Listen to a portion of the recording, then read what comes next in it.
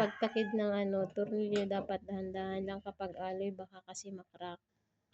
So, kailangan natin sanayin sa ikot-ikot yan guys.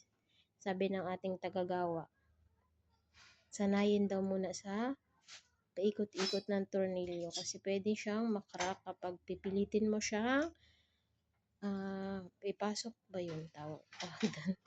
Ipasok. Ganon.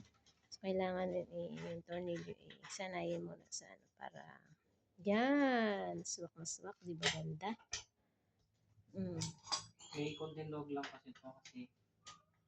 Ano konting loob? Tandahan lang. Baka makra kasi. Kung masyadong pagkaanuhan.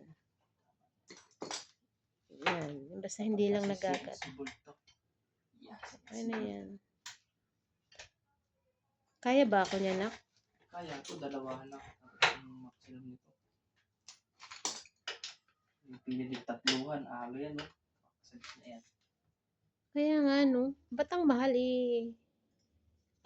hindi lang kinakalawang. Hindi lang nag-iiba yung kulay niya. Yun lang ang maganda sa alloy, no? Pero hindi siya pwedeng kargahan ng kasi pwede siyang mayupi. Tama? Nayupi ba? Mag-crack or magbumigay siya, ganun guys. Kaya sa alloy, dapat tamang karga lang para hindi siya masira.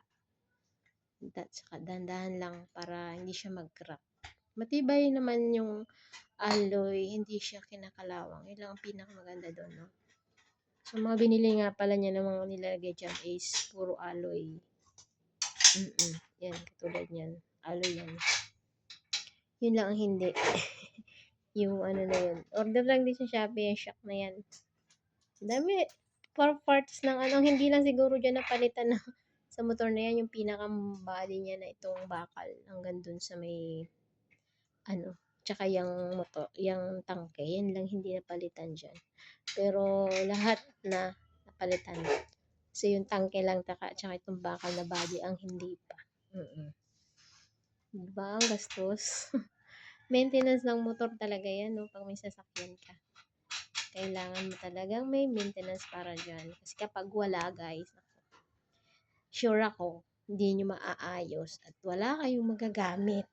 Tsaka mas malaki yung magiging expenses nyo kung sasakay pa yung mga anak nyo balikan galing sa school, bahay, ganun. Tsaka pag mamamalengke.